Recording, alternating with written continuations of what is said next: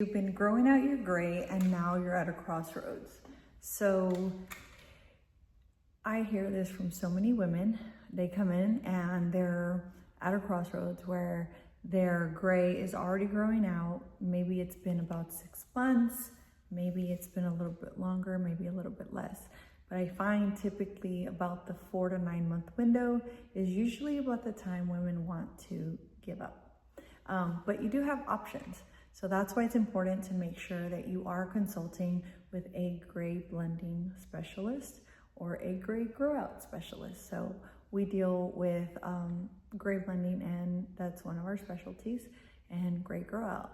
So if you are growing out your gray, here are some tips that will probably help you continue your journey, assuming that's what you want to do. But usually things that you can do at home will help mitigate, and then you may end up needing some intervention with a professional and a specialist at some point.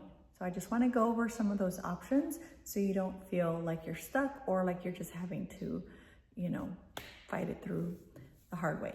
So the first thing is, if your hair is grown out and you have your natural gray, obviously, you've probably already heard like using a purple shampoo is going to be very helpful. The part where I think most people get it wrong is that when you're using a purple shampoo, first of all, you need to make sure that you're using something that's very gentle, because a lot of the purple shampoos on the market are very alkaline. And so what that means is that your hair naturally sits at a pH of 4.5 to 5.5. And if you have a shampoo that's very alkaline, it's going to actually open up the cuticle, and it's going to create an environment so that the natural hair pigment will start to open up and oxidize, and that is what contributes to yellowing in gray hair or brassiness. That could be just one example of why gray hair goes brassy.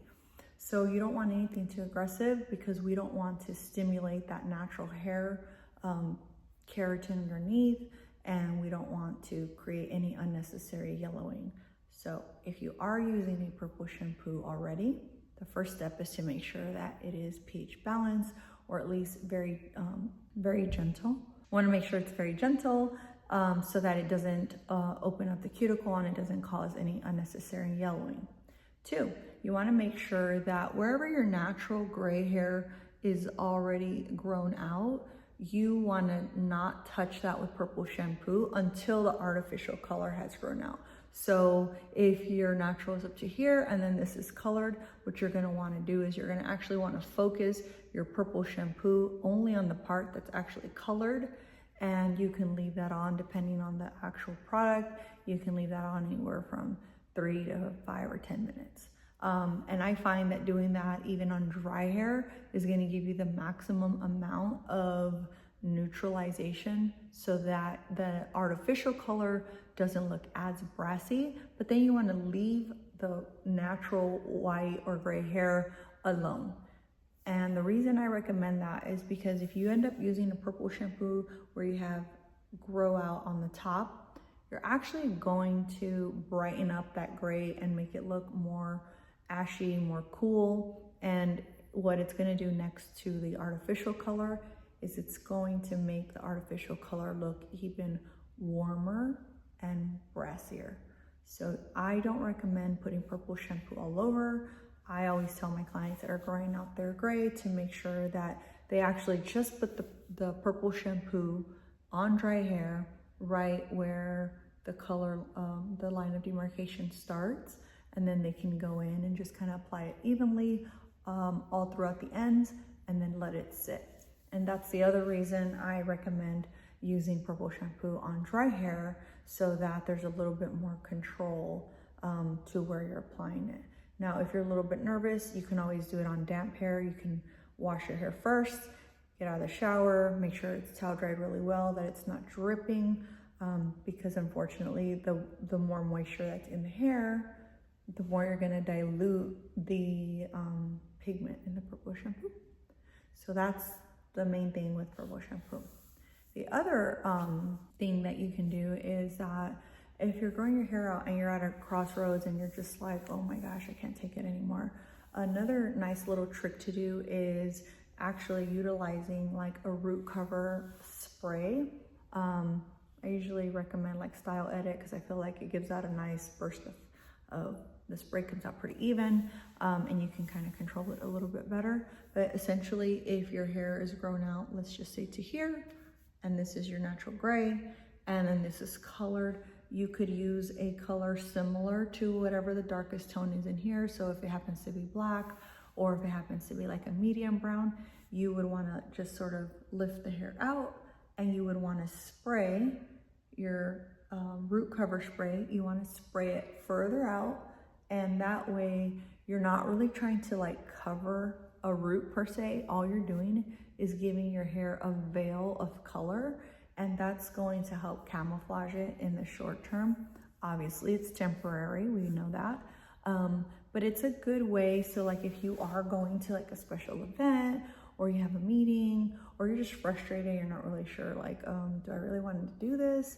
Using the root spray further away, not so like close to the scalp, is a great way to just sort of figure out if that's gonna like tie you over for your event.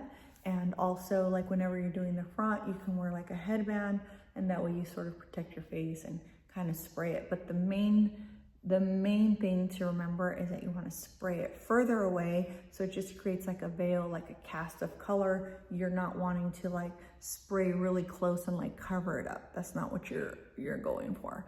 And also you want to make sure that you use it, you know, with caution, because the more you use it, it can stain your white. So if your goal is to grow out the white, then you're only going to want to use that for like important occasions as you transition. And that's the stuff you can do at home. So as far as in the salon, as your hair is growing out, you can come in and do a toner. Now it is really important to understand that if the hair is already darker or brassy, every time you go in and put a layer of a toner on it, even though it fades, it still darkens the hair a little bit. So depending on how light you actually are, you have to kind of proceed with caution, and you need to make sure that you're talking to a specialist, because the last thing you want is for them to just put a toner all over because it's easier, and then you end up going backwards and having to start the grow out process again. And that can be really frustrating, especially if you're already 6 to 9 months in and you're basically feeling like you're starting over. And the reason I'm making this video is because I have literally had that happen, where clients come in and we start the process, and then they're traveling or they're out with a friend and they're just like, oh, let's just do this toner real quick. And then we end up having to start all over again. So the important thing is, even with a toner, depending on the brand and what type of color line you're using, it can disrupt the natural color. So if you're just putting something on thinking like no big deal, but guess what? It can be a big deal. It just depends on your own hair and how porous it is, and if you truly are just wanting it to grow out. So it is really important to make sure that you do your research. I always recommend booking a consultation, maybe with several specialists, just to see if that's what they're, ask the questions that you need to ask, and figure out like, are they only applying the toner to the part on the bottom? Do they recommend not doing toner? There's clients that I have actually turned down and I say, no, let's just grow it out because it's not even worth disrupting the hair. So every situation is completely unique, and depending on what your final hair goals are. So make sure that you're being very vocal about what it is that you want as far as your end result and for your maintenance, and that way you can be on the same page and be on your journey without any hiccups. Hope this was helpful. Thank you.